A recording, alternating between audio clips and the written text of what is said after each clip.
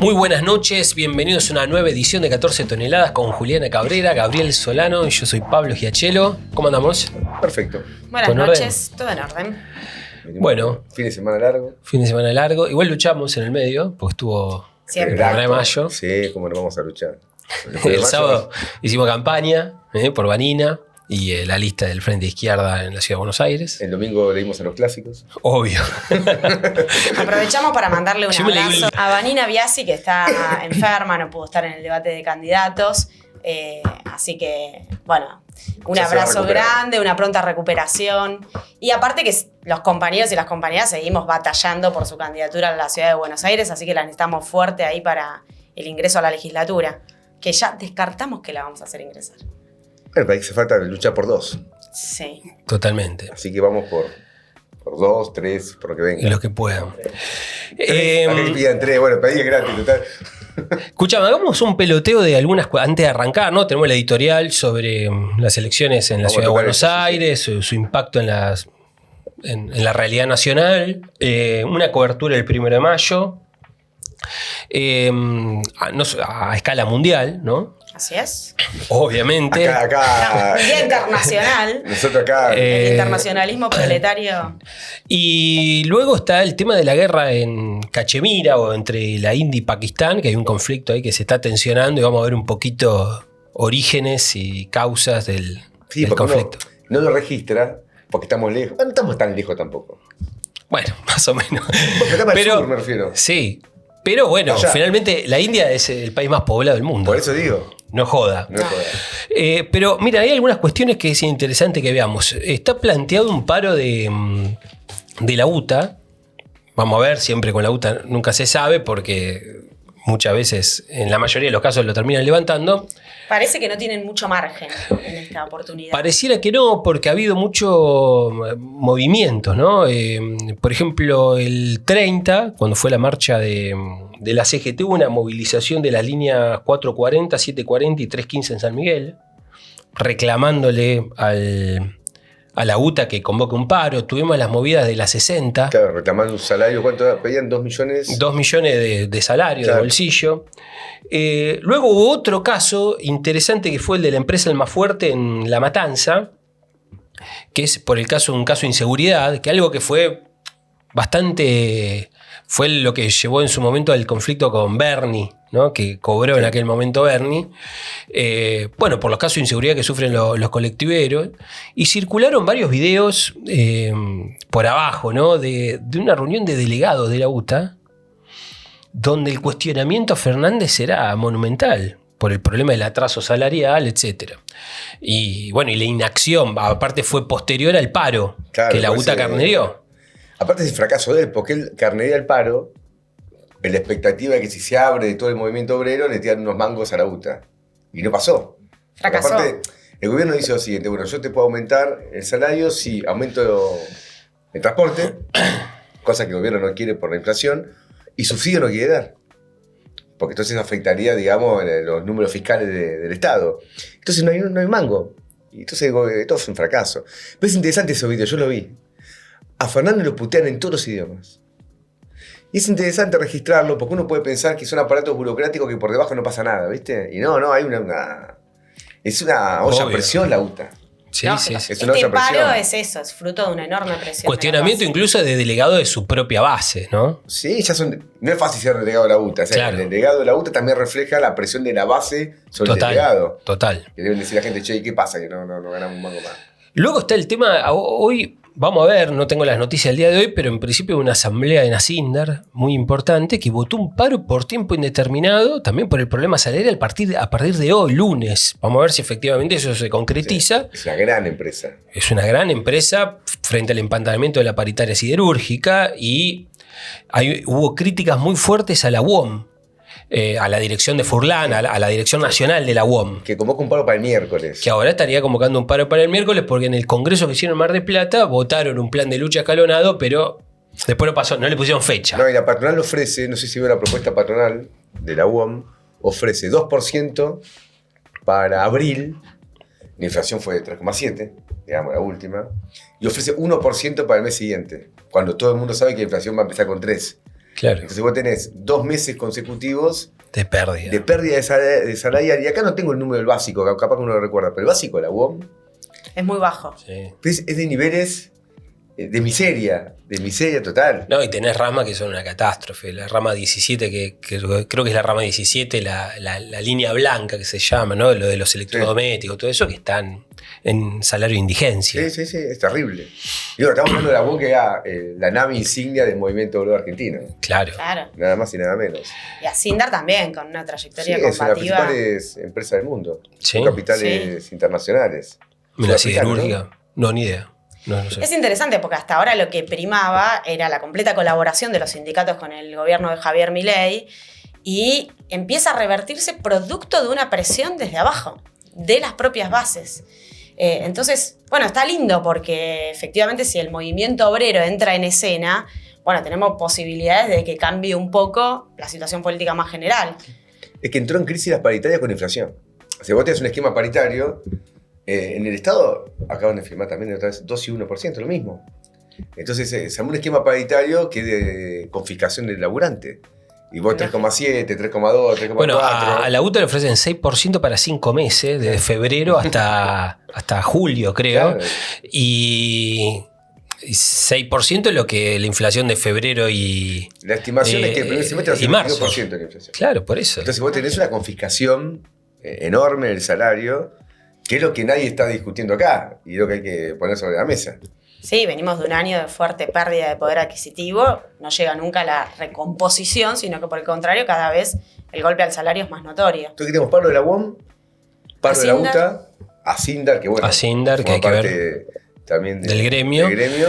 Y luego noticias sindicales que son otra bocanada de aire fresco, como que la AGDUBA, la Asociación Gremial de Docentes Universitarios, viene de ratificar su conducción con una elección muy importante, un 70% de los votos. Así que es un triunfo... De unidad docente. De unidad docente. Encabezada por la Naranja. Exactamente, la compañera Laura Carboni y Liana Chelotto. Sí. Que habló en el acto el 1 de mayo. Sí, estuvo muy bien. Bueno, el clasismo revalidando una conducción, nada menos que aparte en uno de los sectores que va a ser de los epicentros de la crisis, porque las universidades nacionales siguen en el blanco de los ataques del gobierno de Milei, arrancaron el año con nuevos paros y medidas de lucha y hay que apostar a redoblar ese camino de movilización. Un poco de total movida. Sí. Y por una elección telefónica. Elección telefónica que... Vamos a ver. Apostale. Pero le ponemos unos fichines porque parece. Bueno, los informes de los compañeros son positivos, son auspiciosos. Y creo que es un derrumbe Fuestra, que es el sindicato telefónico, para que no sepa. De la obra social. Tiene quebrada la obra social.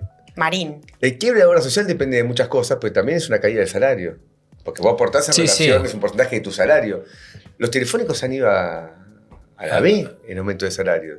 Y las empresas que son las que nos contratan, son empresas que están ganando fortuna. Y ha tenido una política muy pusilánime la dirección del gremio, frente a avanzadas muy categóricas de parte de las patronales.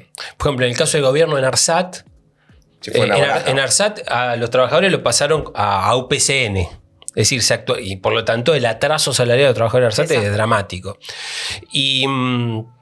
es decir, no lo reconocen encuadrado en el gremio telefónico, ¿no? O en el gremio de las telecomunicaciones. Y luego han avanzado mucho en la flexibilización laboral. Avanza. Aparte en el gremio de las telecomunicaciones, que son los que facturan... Trabajo a distancia que nos está matando. Total. Así que es un tema... Estamos con los compañeros telefónicos ahí en cabeza. Ahora, Pablito, porque lo conocimos cuando era Pablito, ya es Pablo. Pablo Bussi, que es un compañero... Un gran dirigente del movimiento obrero. Un cuadro del Partido Obrero y un cuadro de la Naranja. Pero una cuestión, yo una observación. Nosotros acá, en su momento cuando se carnerió el paro de la UTA, señalamos, pongamos un fichín en la UTA. Vayamos a agitar porque ahí van a pasar cosas porque tiene que haber descontento. Ahora decimos, bueno, y finalmente hay descontento. Es importante porque... Estamos con las antenitas, ¿cómo se llama? Las del Chapulín Colorado, antenitas de vinilo. Sí. Estamos conectados con la realidad del movimiento obrero. Y bueno, ahora, ojo con el gremio telefónico, que es importante. Y lo que se pueda colaborar, hay que colaborar. Sí. Con lo que se pueda colaborar con los compañeros. Y no dejemos de ir a la UTA. Y no dejemos de ir a la UTA, y no dejamos de ir a la metalúrgica. Y lo último, hay elecciones de delegado docente en SUTE, capaz que lo vemos la semana que viene, donde también ahí los compañeros nosotros están muy enchufados para que haya delegados realmente representativos de los intereses de la docencia bonaerense. Bueno, pasan cosas. Pasan cosas y nosotros las seguimos de cerca. Muy bien. Para. Antes que nada, acuérdense de suscribirse, darle me gusta, difundir, activar la campanita y el jueves, miren, ahí digamos todo, donde se va a estar hablando de todas estas cosas de la situación del movimiento obrero argentino. Vamos a lo nuestro. Sin más, le damos lugar a Gabriel Solano, su clásico editorial.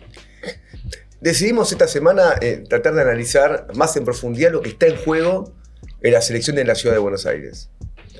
Si uno ve la elección desde el punto de vista institucional, es una elección menor. Es una elección intermedia donde solo se elige la mitad de la legislatura, así 30 legisladores. Habitualmente una elección de este tipo no concentra demasiada atención ni de los medios de comunicación, ni de las fuerzas políticas y aún menos del electorado. Porque, insisto, es una elección parlamentaria menor de una legislatura local. Sin embargo, en esta oportunidad es evidente que no es así. Es una elección que ha concitado muchísima atención del gobierno nacional, que puso nada más y nada menos que al vocero presidencial, a Adorni, a la cabeza de la lista de la Libertad Avanza, del macrismo, que se está jugando la vida, es el gobierno de la Ciudad de Buenos Aires, del peronismo y por supuesto nosotros de la izquierda estamos empeñados en luchar por una gran elección. ¿Por qué esta elección, que insisto, desde el punto de vista institucional es menor, se ha convertido en una gran pulseada política que supera incluso la Ciudad de Buenos Aires y tiene un alcance nacional? Bueno, porque es una elección en la cual se está jugando una transición política importante. Y se está discutiendo un rediseño del régimen político que lleva en Argentina varias décadas. Y el gobierno está tratando de forzar la mano y ver si lo puede modificar a su favor.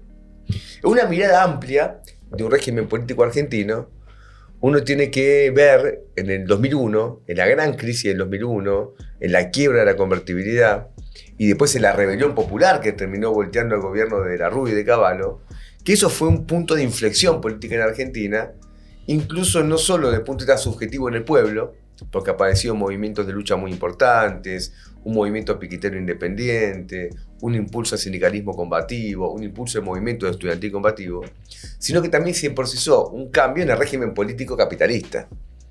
El partido de Larrua, que era la Unión Cívica Radical, quedó golpeado muy duramente después del 2001 y hasta el día de hoy, ya pasaron más de 2 décadas, la Unión Cívica Radical no se puede levantar como una alternativa política nacional. No ha tenido de esa fecha hasta acá candidatos presidenciales, salvo con una excepción que tuvo uno que había sacado el 1% de los votos. Es decir, que eso golpeó muy duramente a Unión Cívica Radical, que era el partido histórico de lo que se llamaba las clases medias en Argentina. Y ese lugar lo vino a ocupar el PRO. El PRO reemplazó en buena medida a Unión Cívica Radical y la UCR se acopló al PRO como una especie de variante menor de una centro derecha en Argentina. Entonces fue un cambio sustancial, un cambio importante. Y el PRO, de alguna manera, amoldándose por derecha el clima del 2001, empezó a ser un clima antipolítico, un clima de gestión, es decir, que se vayan todos, que era el grito de la calle del argentinazo. En el PRO se procesó desde el punto de vista que acá no hacemos política, sino es mera gestión a favor de los vecinos. Este fue el discurso dominante. Pero este no solamente se limitó a la centro derecha, también hubo un impacto en el peronismo, porque el peronismo, para tratar de mimetizarse al clima del 2001, llevó a que el kirchnerismo, que era un ala del peronismo más clásico y que había gobernado con Menem, se izquierdice, especialmente en su relato, cambie el método de dominación política y el kirchnerismo pasa a dominar durante muchísimo tiempo al peronismo, al menos desde el punto de vista nacional. En las provincias pasan realidades distintas que hay que seguirlas, pero son realidades que más tienen que ver con los viejos partidos provinciales que con una proyección nacional de distintas gobernaciones. Entonces, este cuadro político se mantuvo durante mucho tiempo, una especie de polarización en Argentina entre una centro derecha que tenía como fuerza hegemónica el macrismo y un peronismo que tenía, digamos, un peso decisivo del kirchnerismo. Esto entra en crisis luego del fracaso del gobierno de Macri y entra en crisis después del fracaso del gobierno de Alberto Fernández, de Cristina Fernández de Kirchner y de Sergio Massa, y lleva a la presidencia finalmente a Javier Milei. Y Javier Milei quiere ahora modificar ese régimen político dándole a la Libertad Avanza y especialmente a su figura un papel relevante en Argentina para establecer un gobierno de tipo personalista, lo que hemos llamado nosotros un gobierno de tipo bonapartista. Y para eso tiene que tratar de ganar elecciones y especialmente tiene que tratar de derrotar en su propio campo a la derecha que le compite para hacer, digamos, que lo fuerza un gobierno de unidad. Entonces Milei hasta el momento se ha resistido a todo tipo de acuerdos y por eso en la ciudad de Buenos Aires va con lista propia y no hubo un acuerdo con el PRO. Hizo lo mismo en Santa Fe, no tuvo un buen resultado, pero sigue insistiendo en tratar en esa dirección, y en la provincia de Buenos Aires también se resiste a un acuerdo con el PRO y está buscando comprarle al PRO sus dirigentes más taquilleros frente al electorado, pero no hacer un acuerdo directo con el macrismo. Y para poder viabilizar esta política, tiene que, al menos en la ciudad de Buenos Aires, si no sale primero, salir segundo. Es decir, ganarle al PRO, derrotar al PRO en su distrito y forzar al PRO, por lo tanto, a una rendición incondicional o a una venta masiva de sus dirigentes a bajo costo.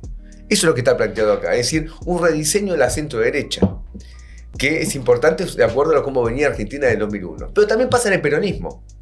Porque si uno ve la candidatura especial que tiene acá Leandro Santoro, que incluso él mismo no se reivindica peronista, sino que tiene un pasado radical, alfonsinista, es un armado de peronismo con un no peronista a la cabeza, y cuya estrategia, el propio Santoro la proclama abiertamente, es hacer de la ciudad de Buenos Aires una experiencia política parecida a lo que es el PJ cordobés. Es un partido de tipo medio provincial que es el receptáculo de los intereses capitalistas más importantes de la provincia de Córdoba. En Córdoba, ¿cuáles son? Las automotrices, todo el capital agrario instalado en diferentes lugares de la provincia. Ese es el capital dominante. En la ciudad de Buenos Aires, ¿cuál es el capital dominante? El sistema financiero, que tiene su sede central de la ciudad, el capital inmobiliario, el capital que maneja el turismo, el capital que maneja el juego. Es decir, esos grandes intereses capitalistas, Santoro dice, tenemos que hacer un PJ a lo cordobés. Y el kirchnerismo es que no dimos nada. Por ejemplo, Cristina Fernández de Kirchner, en la campaña de la ciudad de Buenos Aires, nada. Ella vive en la ciudad de Buenos Aires, pero no se la ve.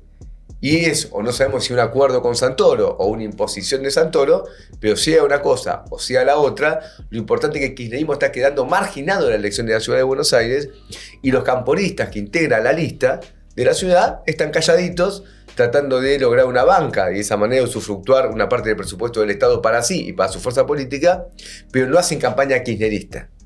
Entonces ustedes se dan cuenta que es una elección que se está buscando una transición política de una derecha en la cual quiere copar Milei y de un peronismo en el cual se quiere marginar más al kirchnerismo. De alguna manera lo que pasa en la ciudad de Buenos Aires tiene un reflejo en la provincia de Buenos Aires. ¿Por qué? Porque Kicillof también quiere marginar a Cristina y, como él dijo, tocar una nueva partitura. No dijo cuál es la partitura que quiere tocar, pero todo el mundo supone que es una nueva partitura menos estatista, más privatista, más ligada al capital financiero internacional. Muchas de las cosas que Kicillof ya hizo cuando fue ministro de Economía de Cristina Fernández de Kirchner, porque finalmente él fue el artífice del acuerdo con Chevron para la explotación de vaca muerta. Ahora, si uno toma esto globalmente, lo que pasa en la centro-derecha y lo que pasa en el peronismo, tiene que concluir que es un movimiento en general a la derecha, porque la derecha se va más a la derecha con Milei y el peronismo se va más a la derecha con este tipo de armados. Es un movimiento más a la derecha de todo el régimen político. Y ese movimiento a la derecha de todo el régimen político, ¿qué refleja desde el punto de vista de las clases sociales reales del país? ¿Es solamente una cuestión superestructural o tiene un reflejo? Yo creo que tiene un reflejo. Y el reflejo que tiene justamente es que la clase capitalista, tomada en su conjunto, impulsa un giro a la derecha para avanzar sobre las conquistas obreras y populares.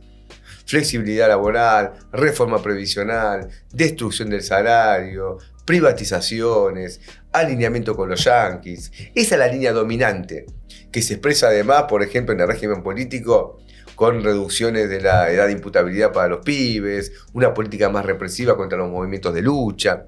Todo eso refleja finalmente la presión de la burguesía sobre sus partidos para un giro más a la derecha, imponiendo una salida antipopular a la crisis que vive el país. Y todo esto se vio manifestado de una manera, digamos, se quiere hasta niveles impensados en el debate de candidatos del otro día. ese debate de candidatos nefasto, que no sabemos si lo vio mucha gente o no, no tuve acceso a números de rating, tuvo posiblemente más repercusiones en las redes sociales o en comentarios periodísticos posteriores, pero si uno ve la naturaleza del debate, ve claramente un corrimiento de la derecha. Los candidatos todo el tiempo atacando a los sectores más empobrecidos, hablando del conurbano bonaerense como si fuese una amenaza hacia la ciudad de Buenos Aires y el conurbano como reflejo del pobrerío del país. El ataque permanente a los piquetes y a las acciones de lucha de la población, asimilándolo a un problema de tránsito, vaciando el contenido real que tiene esos reclamos. El ataque a los fisuras, como expresa permanentemente el candidato Marra, lindante con el fascismo. Y el alineamiento de todos los candidatos, obviamente salvo el Frente de Izquierda, con la política genocida del Estado de Israel. Porque todos, la candidata de radicalismo, la Reta, todos atacando al Frente de Izquierda por defender al pueblo palestino de la masacre sionista. Entonces, todo esto compone realmente un giro a la derecha de una situación impulsada por la clase capitalista y su política reaccionaria, antiobrera, antipopular. Esto es lo que está en juego en estas elecciones de la ciudad de Buenos Aires. Eso es lo que está en juego. Y para el Frente de Izquierda, que obviamente rechaza esta política, la importancia de estas elecciones consiste justamente en abrir curso a una salida de lucha, una salida de organización, una salida de pelea en defensa de los intereses populares y de oposición integral a un régimen político, ya no solo al gobierno de Milei, en el cual nosotros nos destacamos por ser opositores, sino al conjunto del régimen político de sus partidos e instituciones. Eso es lo que está en juego en esta elección. Es decir, está en juego una salida popular que solamente la refleja el Frente de Izquierda.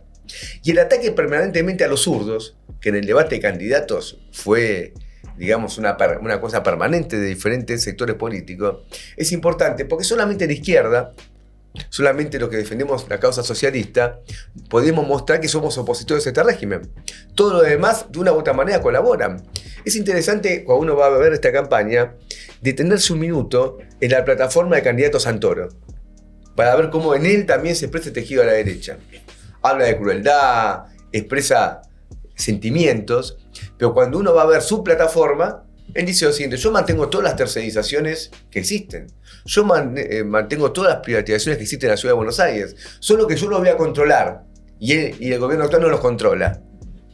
Es decir, la única distinción entre Santoro y el PRO, y eventualmente Milei, es que él va a controlar lo que otro no controla. Ahora, alguien le dijo a Santoro con mucha justeza que el peronismo, como ser la principal oposición al gobierno de Jorge Macri, es decir, la principal oposición desde el punto de vista parlamentario por la cantidad de diputados que tiene, hoy tiene la auditoría de la ciudad de Buenos Aires, y la tiene de hace muchísimo tiempo atrás, y prácticamente no hizo ninguna denuncia sobre los negociados del gobierno de Macri. Es decir, que si el problema hubiese sido los negociados y la corrupción, tenían un instrumento muy poderoso para hacerlo y no lo hicieron. ¿Por qué lo van a hacer ahora? Es una mera promesa de campaña. Es decir, él no plantea ninguna modificación sustancial de la política del macrismo, solamente un mayor control, que no ejecutaron teniendo ellos la auditoría para hacer ese control. Entonces, este giro a la derecha es interesante registrarlo como una manifestación general de la política capitalista en Argentina. Y la izquierda tiene que jugarse en lo que queda de estas elecciones, y lo hago extensivo a las elecciones de este domingo en Jujuy, del domingo 11, de Chaco, de Salta. Es decir, hay otras elecciones provinciales que también tienen un valor importante, en la cual un paso adelante de la izquierda, una buena elección de la izquierda, nos coloca en mejores condiciones para cumplir una función progresiva de la situación política argentina, que es impulsar las luchas que veíamos al comienzo de este editorial, es decir, que están en curso y que se van a profundizar con seguridad en las próximas semanas como resultado de la carestía, de la destrucción del salario, de la caída de las jubilaciones, y especialmente para crear una salida política que solamente puede ser de izquierda, que solamente puede ser del lado del socialismo, ante un gobierno derechista que tiene muchísimas crisis y que las quiere descargar sobre las espaldas de los trabajadores. Muy bien. Muy bien. Vamos con toda la campaña. Con todo. Yo creo aparte que el Frente de Izquierda tiene una gran oportunidad en estas elecciones. Porque el cuadro que describía Gabriel, de una fragmentación y una derechización muy fuerte de todas las alternativas políticas que se presentan, es efectivamente lo dominante. Vanina lo dice todo el tiempo, bueno, hay 17 listas, pero solo 2 alternativas. Y es muy destacado el derrumbe completo del progresismo y en particular del peronismo. Esta variante que expresa Santoro en su pretensión de armar una suerte de PJ al estilo cordobés, es decir, de Yarlora, que es un colaborador de Javier Milei. Él mismo lo dice, cuando lo entrevistan dice, yo no soy anti-Milei.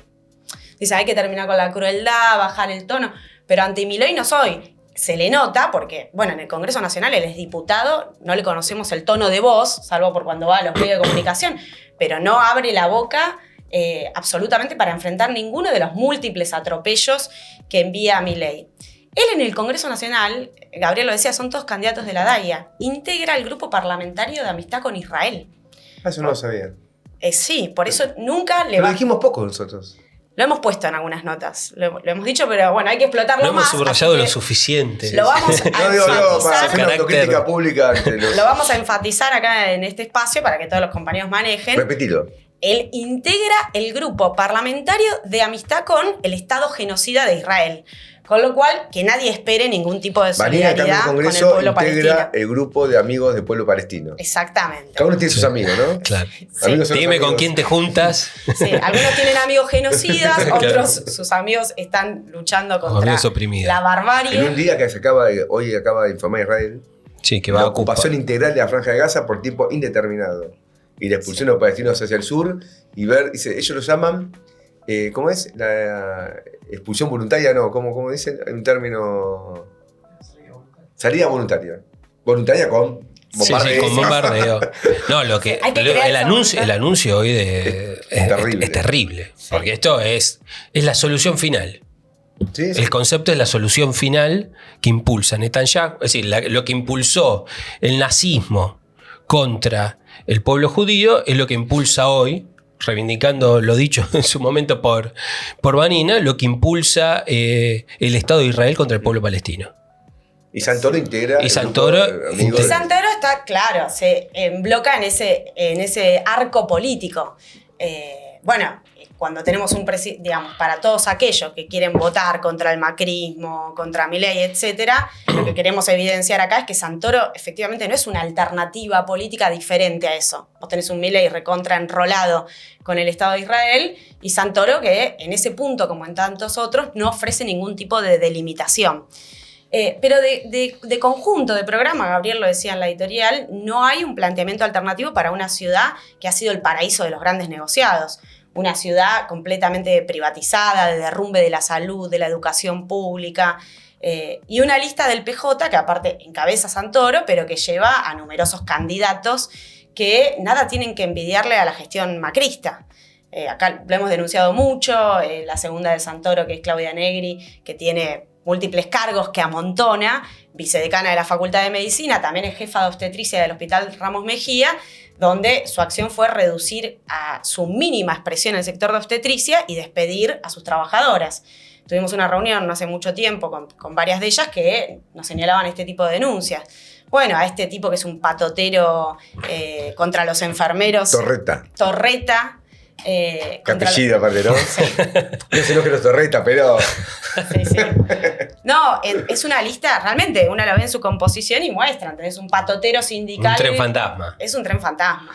No, para mí, un concepto, ¿no? De la mano con el PJ, avanza con el PJ o el peronismo porteño, lo que fuese, y vale para el peronismo porteño, pero vale para la provincia de Buenos Aires y vale para el país. Avanza el ajuste de Milei, avanza los fachos, en la capital avanza la especulación inmobiliaria, es decir, no son de ninguna manera un instrumento para enfrentar el progreso de toda esta derecha que viene progresando electoralmente y también avasallando los derechos, las conquistas de los trabajadores, los derechos de los trabajadores, etcétera, etcétera. Entonces, lo que se juega en la elección es si vamos a poner a defender una oposición real. Es decir, porque acá opositores supuestamente son todos. Es decir, el PRO es opositor. Bueno, pero no es opositor, son colaboracionistas. La UCR supuestamente es opositora. El PRO lo que quiere en esta elección es zafar de la ciudad y piensa que si le gana esta mujer de Penato a Adorni... Tiene mejores condiciones para una negociación. Claro, va a negociar con el gobierno en mejores condiciones y busca evitar los rasgos más bonapartistas de Milei un gobierno de coalición con la derecha. Sí, y que Milei no se fagocita el PRO, Claro. que en gran medida está avanzando eso, Claro. porque... Sí, a Santilli ya lo compraron, o sea, hay gente que... Sí, a Valenzuela. Otros se quieren vender y bueno, se Entre produce febrero, el movimiento claro. perfecto, ¿te entiendes? O sea, porque el mercado, digamos. Sí. Y no es gente que aparte tiene un precio muy alto, o sea, se compra... Hay oferta y demanda. Vale, mucho más barato que Mastantuono comprar los Santilli. Entonces, eso es lo que está en juego para ellos. Hubo un acto, es interesante esto, hubo un acto de Milei en Lugano. No sé si lo vieron. Fue el día, no me acuerdo, el día 30. Bueno, estaba lleno de francotiradores, pero fue un poquita gente. Incluso si uno va a ver la crónica de los diarios, yo traté de leer varios diarios, porque obviamente no fui, no hubiese sido bien recibido ahí. Lo buchearon. No, y había muchos sí. micros, o sea, llevaban gente de afuera. De Lugano mismo había poca gente. Y Lugano es el barrio que no conoce la ciudad de Buenos Aires, digamos, el barrio del sur, el barrio más pobre, populoso, de la ciudad, claro. claro. Entonces el tipo fue y no le fue bien para nada. Esto hay que registrarlo, porque el tipo es un facho, Milei. Pero no logra armarse una base popular organizada. No es que va ahí y salen las masas a apoyarlo. No pasó nada. Creo que el acto duró 10 minutos, no andaba el sonido. Me hacía acordar los actos nuestros.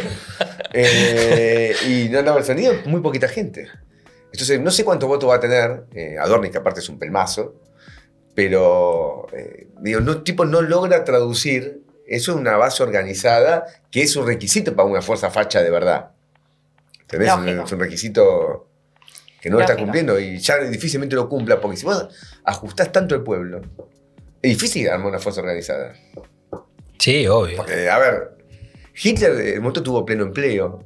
La economía de guerra alemana creaba esa situación. Sí. Sí, un impulso fuerte de la industria. Claro, acá no. Es uno de los objetivos de la guerra, ¿no? Claro, acá salir no. de la crisis capitalista por medio... Acá no tenés eso, acá no de la tenés industria empleo, armamentista. tenés una precarización laboral. En lugar la gente la pasa como el culo. Muy mal. Incluso hay que ver, si no se registra en estas elecciones, ese creciente descontento de los sectores populares, ¿no? Porque uno podría ver que la Libertad Avanza va camino a fagocitar en buena medida una base del PRO derechista, de los sectores más acomodados de la ciudad, pero en su momento ellos habían hecho una impresionante elección en los sectores más proles y en los barrios más carenciados, más golpeados por el ajuste. Hay que ver qué pasa ahora con eso, con ese voto. Porque, Claro, esto por ejemplo, tuvimos lo de Santa Fe. Un mal indicio, augurio, mal claro. augurio.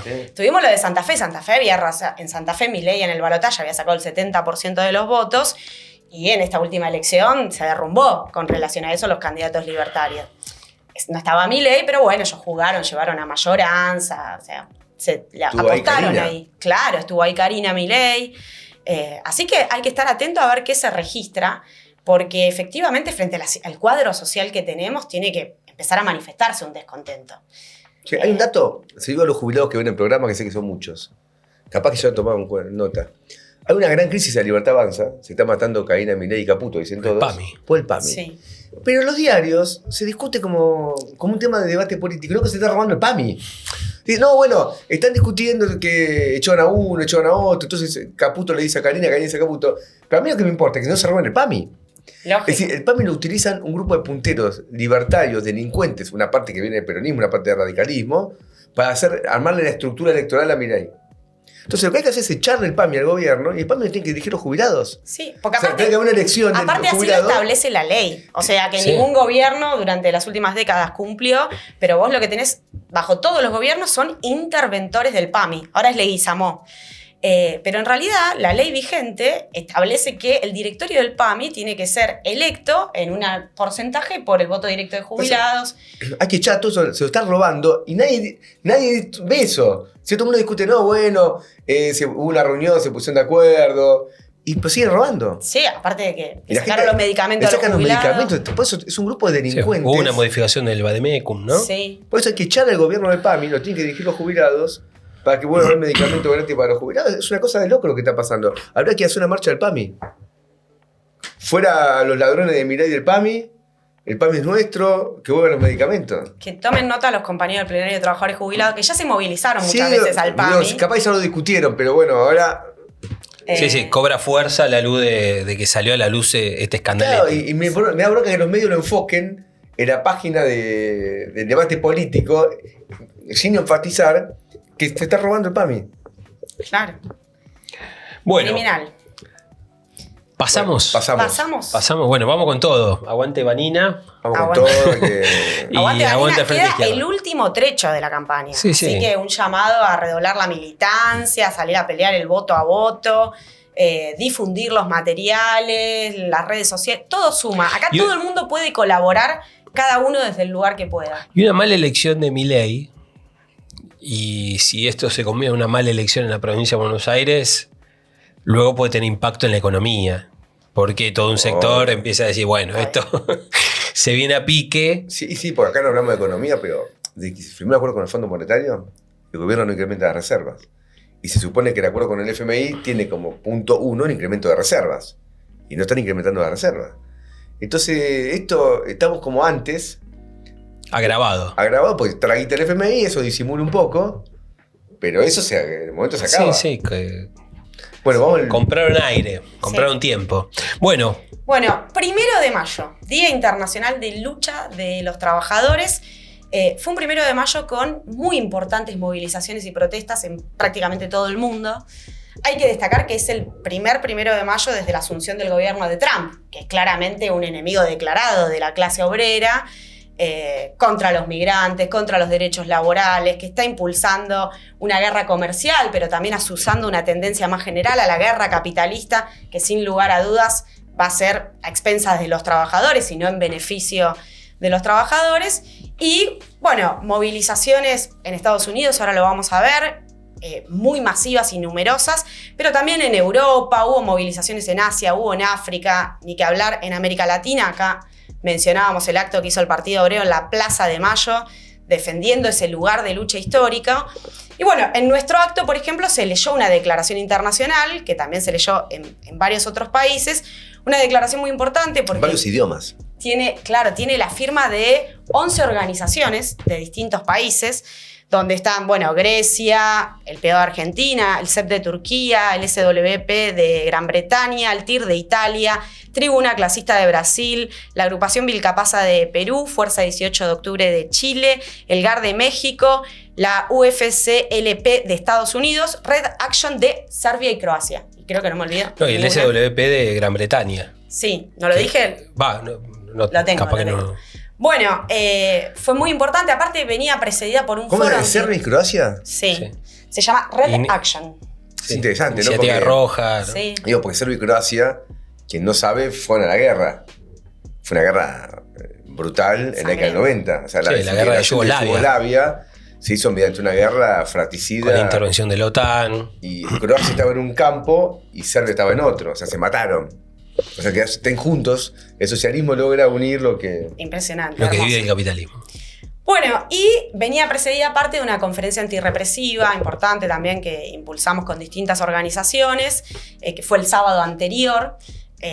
Bueno, con participantes de cerca de 24 países denunciando el problema de la criminalización contra los luchadores, que adopta distintas formas en cada país del mundo, pero que es parte de una ofensiva del capital en esta etapa, para quebrar la lucha, la organización y la resistencia.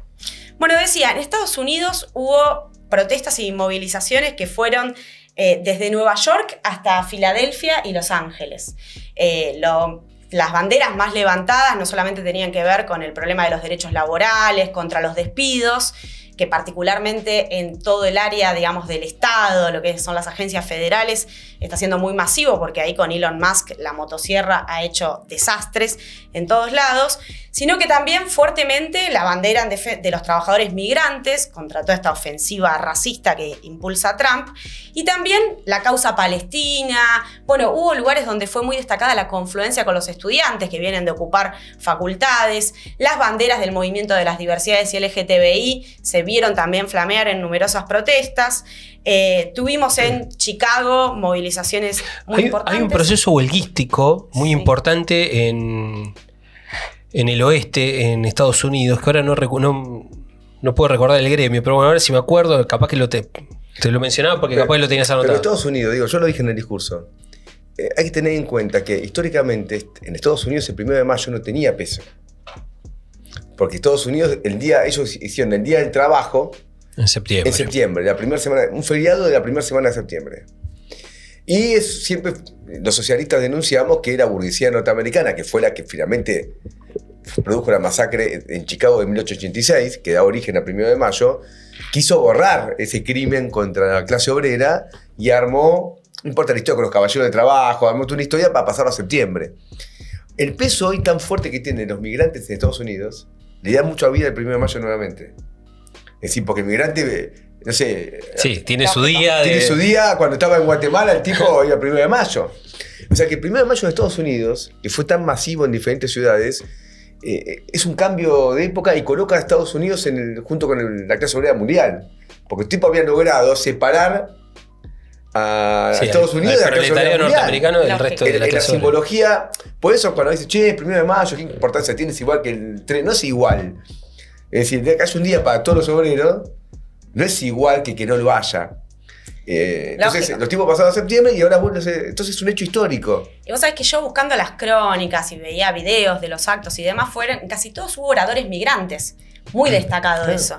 Incluso, por ejemplo, en Los Ángeles, uno de los principales carteles y lo que se repetía en muchas pancartas era: los inmigrantes hacemos grande a Estados Unidos, por ejemplo. Mucha reivindicación del laburo de los migrantes. Ahí la consigna central del acto fue: una lucha, una pelea, trabajadores unidos. Linda consigna, digamos. ¿Castellano o en inglés estaba? Yo lo leí en carteles en castellano, o sea que muchos trabajadores migrantes. Bueno, hubo movilizaciones para destacar. En Atlanta, por ejemplo, se concentraron frente al Capitolio estatal. Un día me dijeron, yo no lo vi, que había un cartel en Nueva York que decía: el idioma oficial de Estados Unidos es el inglés. O sea, había tanta gente hablando castellano, claro, que había que recordar, ¿me entendés? Una regimentación. Bueno, en casi todos los estados hubo movilizaciones: en Denver, en Arizona, en Tucson, en Pittsburgh, en San Francisco, en Seattle, en Nueva York. Hubo hasta una protesta en Washington, en la escalinata de la Casa Blanca, jornadas de movilización. En Nueva York, en la clásica Union Square, hubo una confluencia muy importante, esto que yo decía al principio, con banderas LGTBI, con estudiantes, con muchas demandas contra la represión de Trump también ahí presentes. Y aparte ahí se destaca el hecho de que todavía sigue detenido Mahmoud Khalil, que él es un estudiante de posgrado de la Universidad de Columbia, un activista pro-palestino que fue detenido por esto. Estuvo su abogada presente, envió un saludo, un apoyo, etc. Así que, bueno, venimos aparte de muchas jornadas de protestas. Acá lo hemos señalado en Estados Unidos. Y el 1 de mayo se inscribió en ese cuadro y fue realmente importante las movilizaciones que hubo.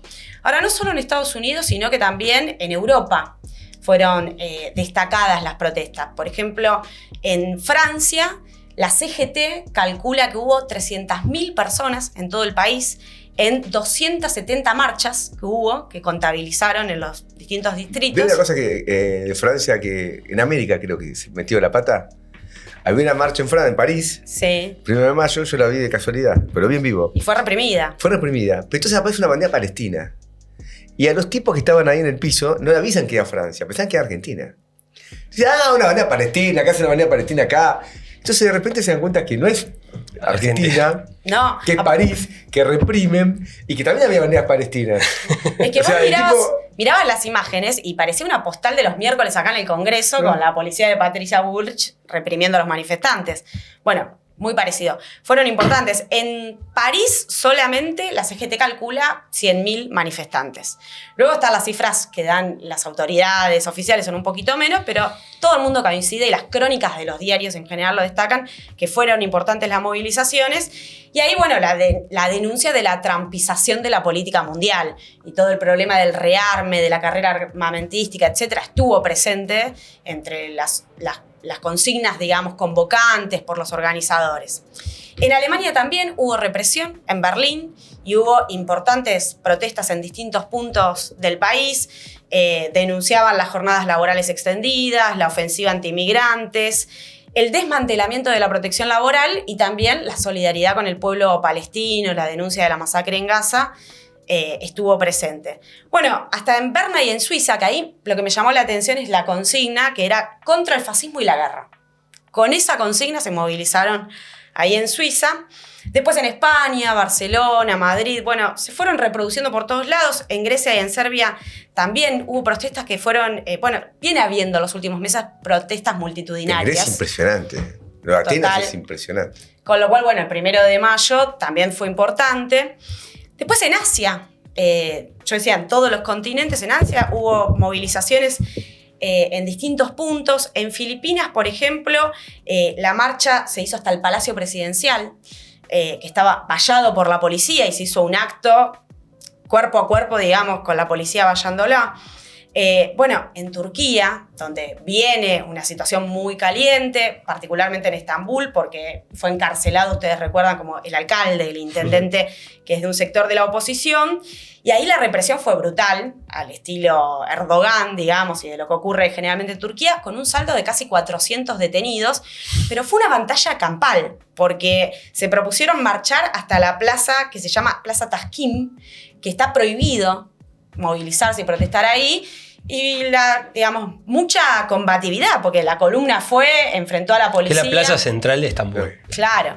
Que es la que detonó, yo lo mencioné en la otra vuelta, la que detonó la rebelión popular de 2013 en Turquía, cuando querían construir un shopping en la plaza esa. Tuvimos un informe sobre eso, recuerdo. Bueno, después también hubo movilizaciones en África, las más destacadas es en las capitales de Egipto, de Senegal, de Sudáfrica, y por supuesto América Latina, también con jornadas importantes del 1 de mayo, en distintos países. En Paraguay, por ejemplo, en Paraguay yo leía, si acá nosotros denunciamos y nos escandalizamos de una informalidad laboral que llega al 40%, en Paraguay llega casi al 65%. Entonces, el problema de la precarización laboral, la falta de derechos laborales, la falta de derechos sindicales y demás, estuvo muy presente y fueron importantes las movilizaciones que hubo. Y después, bueno, por supuesto, en Brasil, en Chile. En Chile se cumplieron 3 años del asesinato de esta periodista que se llama Francisca Sandoval. Entonces fue también un reclamo muy sentido y presente en las protestas. Hubo también jornadas en Colombia, donde aparte Petro, que se supone que es del espectro, digamos, no de los derechistas, sino más inclinados hacia la izquierda, viene de anunciar una reforma laboral que va a ser naturalmente regresiva y limitar... Hay que estudiarla igual la reforma laboral, ¿eh? Bueno, es polémico. Sí, hay que estudiarla porque yo vi una cantidad de cosas que aparecen en algunos aspectos... Estudiémosla. Es una tímida concesión a reclamos liberales. No es tan violenta, pero... Hay que estudiarla bien. Bueno, hay que estudiarla, viene de anunciar una reforma laboral, así que bueno, Colombia ahí está para seguirlo. Y bueno, protestas en Uruguay, acá señalamos lo de Argentina, y en México también hubo movilizaciones. Es interesante porque en la Ciudad de México hubo un operativo policial muy fuerte y hay 2 jóvenes detenidos por haber pegado stickers denunciando la venta del agua. O sea, en defensa del agua como derecho, como recurso natural. Así que bueno, hubo batallas a lo largo y ancho de los distintos continentes y bueno, una clase obrera que va plantando bandera. Yo creo que tenemos que reivindicar mucho el documento que leímos en la Plaza de Mayo, firmado por las organizaciones que mencionó Juli, que es cierto, se leyó en numerosos idiomas.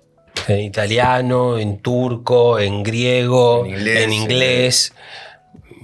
No sé en qué idioma hablan los yugoslavos o los ex yugoslavos, pero creo que es un paso adelante muy importante porque al mismo tiempo en ese documento se anuncia una conferencia en Nápoles que se va a realizar en junio. 14 y 15, ¿no? 14 y 15, contra la guerra imperialista, con definiciones muy de fondo, ¿no? Teniendo una posición independiente frente a la guerra en Ucrania, independiente con respecto a la OTAN, independiente con respecto a Rusia, incluso con un planteo revolucionario, es decir, defendiendo el derrotismo revolucionario. El enemigo está en tu país. El enemigo está en tu propio país, lógico, recogiendo la bandera de Karl Liebknecht. Incluso hasta lo mencionan, así lo citan en el texto. Yo viniendo de Europa, hasta donde pude ver, porque es claro que todas las marchas repudian la masacre sionista. Eso es así, es unánime. Pero el tema de la guerra en Ucrania es mucho más controvertido. Obvio. Y hay una orientación de las burocracias sindicales, en muchos casos, a favor de rearme. En el sentido que rearme se lo ve como una defensa de Europa frente a Estados Unidos y Trump. Sí, la defensa de una autonomía estratégica. Claro, una autonomía estratégica. Entonces, como Estados Unidos nos va a dejar tirados frente a Rusia, que nos va a pasar por arriba, entonces tenemos que rearmarnos. Y el rearme incluso viene con la promesa muchas veces de cierta reactivación económica. Porque el rearme va a ser terminar con las normas que establecían la austeridad. Porque Alemania, por ejemplo, para el rearme está votando un déficit fiscal más alto y tomar deuda, cosa que la tenía prohibida por Constitución. Entonces, en el punto es importante tenerlo en cuenta porque lo que pasa con Palestina no pasa con Ucrania, y en ese punto de Ucrania puede haber una convergencia de las burocracias sindicales con sus propias burguesías. Una colaboración de clase, en el cual el obrero va atrás de la burgués.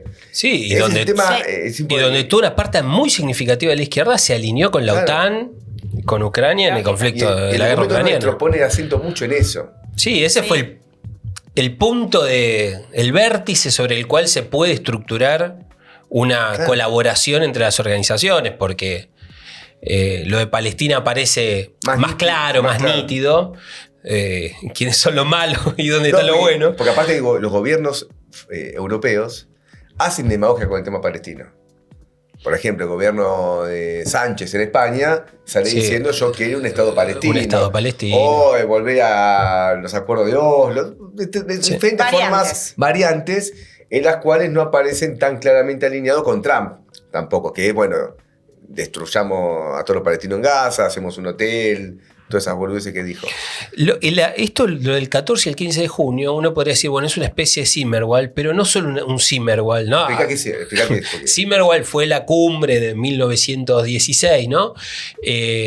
Donde se reúnen los internacionalistas que mantienen una posición independiente frente a la guerra imperialista de la Primera Guerra Mundial. Naturalmente que Zimmerwald era contradictorio porque había como una a la derecha y una a la izquierda.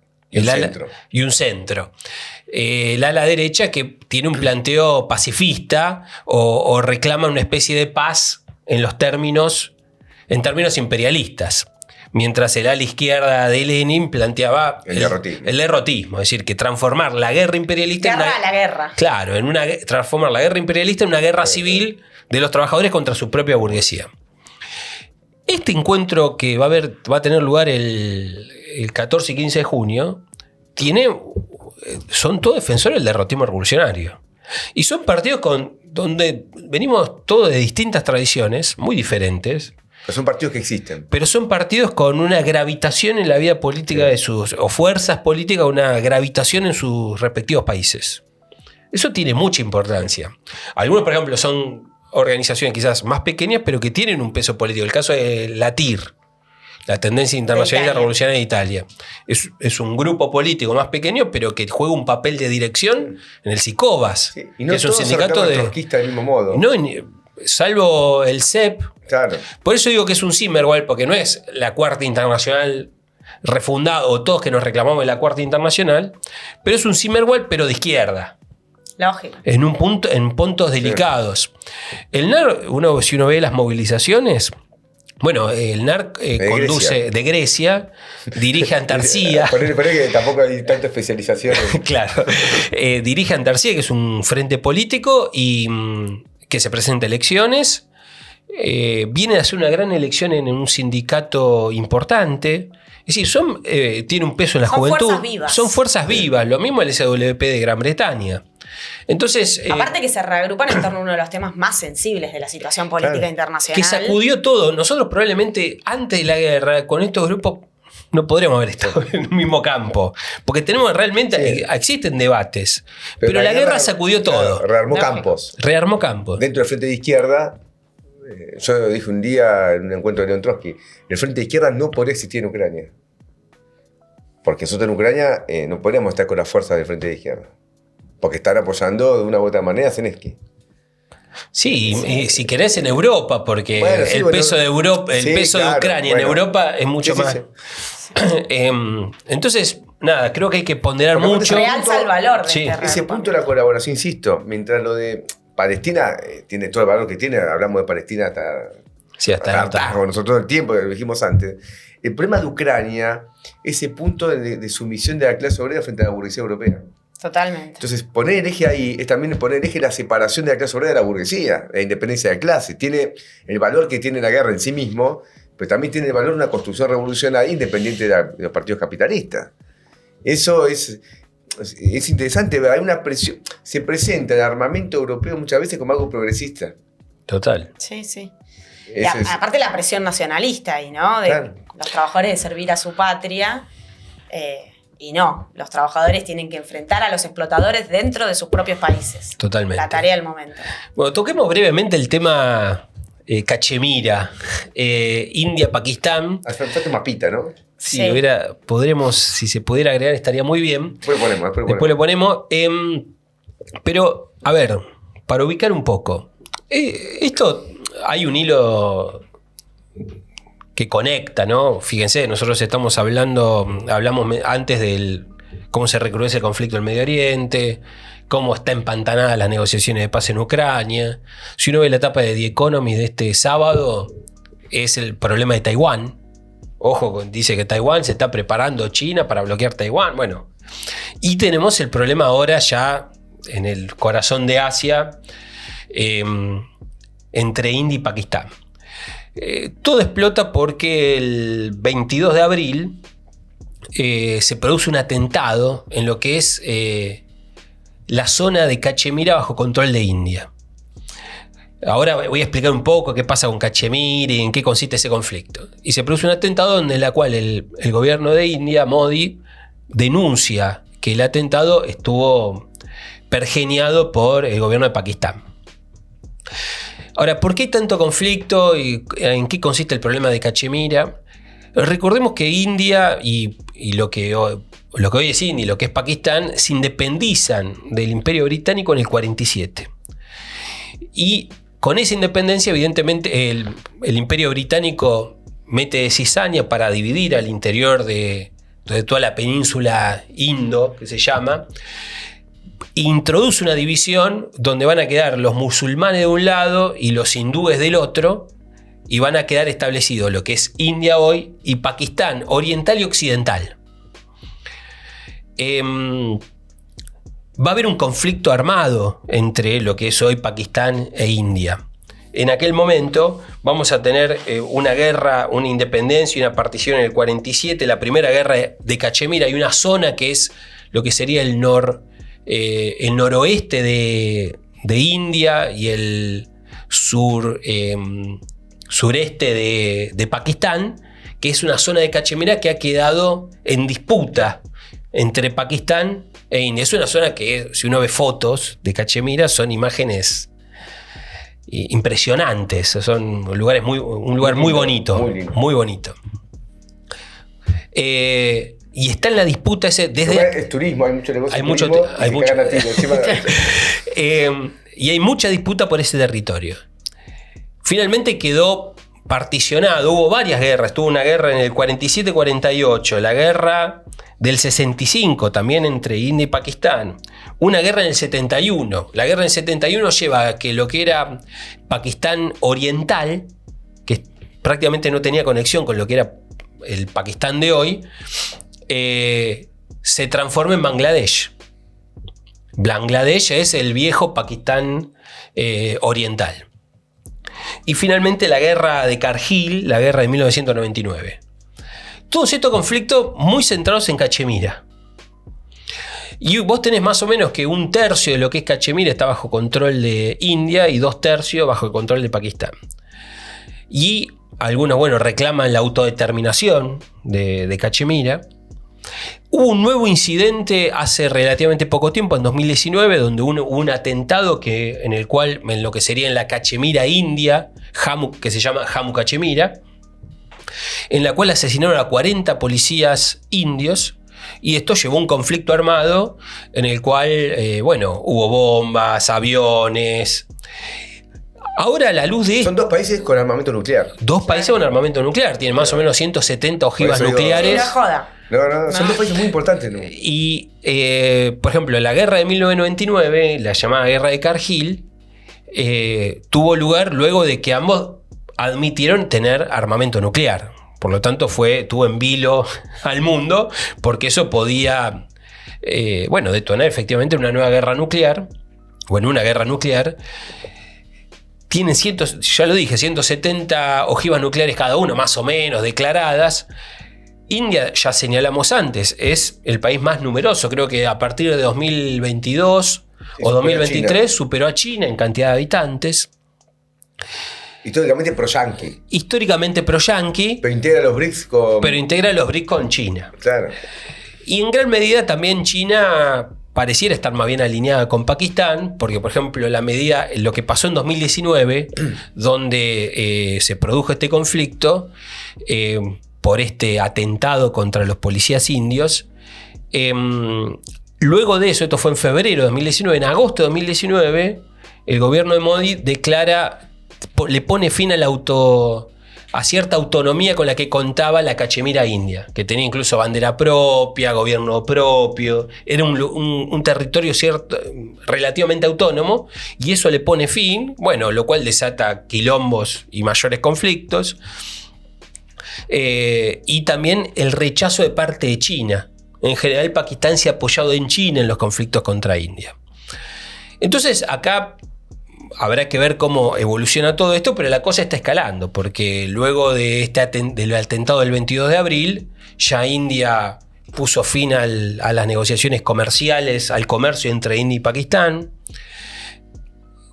acusa abiertamente a Pakistán de ser responsable del atentado, en el cual murieron 26 personas en el atentado del 22 de abril, entre ellos turistas.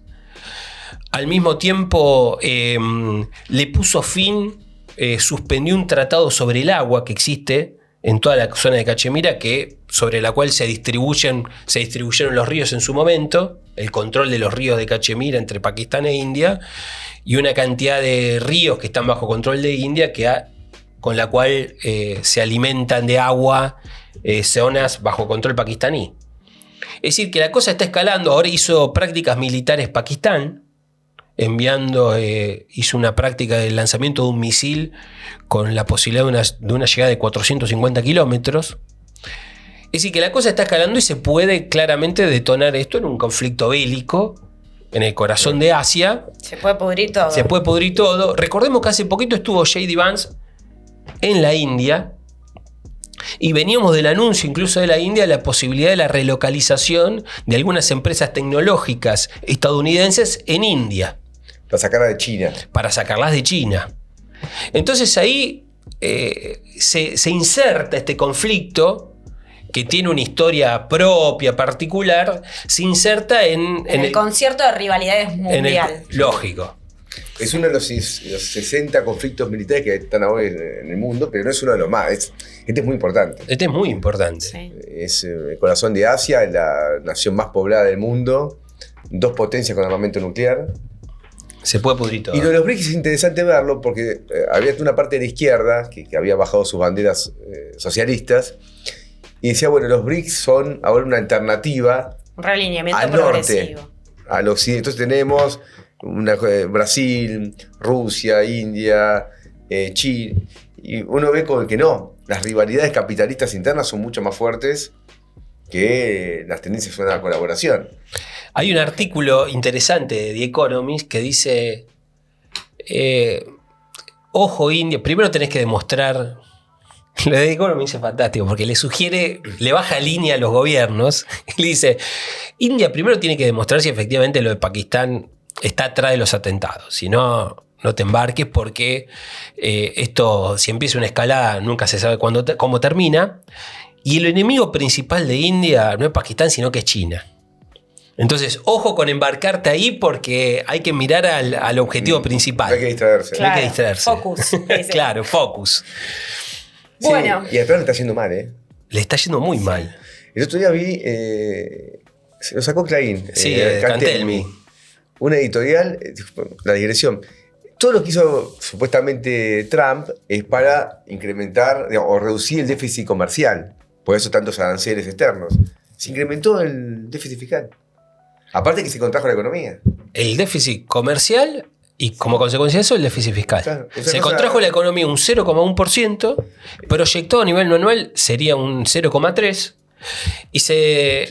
Y claro, ¿qué pasó? Todo el mundo empezó a adelantar. Lo que hacen acá, claro, nosotros la conocemos de memoria. Adelantaron las importaciones. Adelantaron las importaciones, tanto las empresas como los consumidores, las familias. Y estos días se está discutiendo la retracción del dólar también. ¿no? Y con esto la caída de los bonos del tesoro. La fuga de capitales de los bonos del tesoro norteamericano.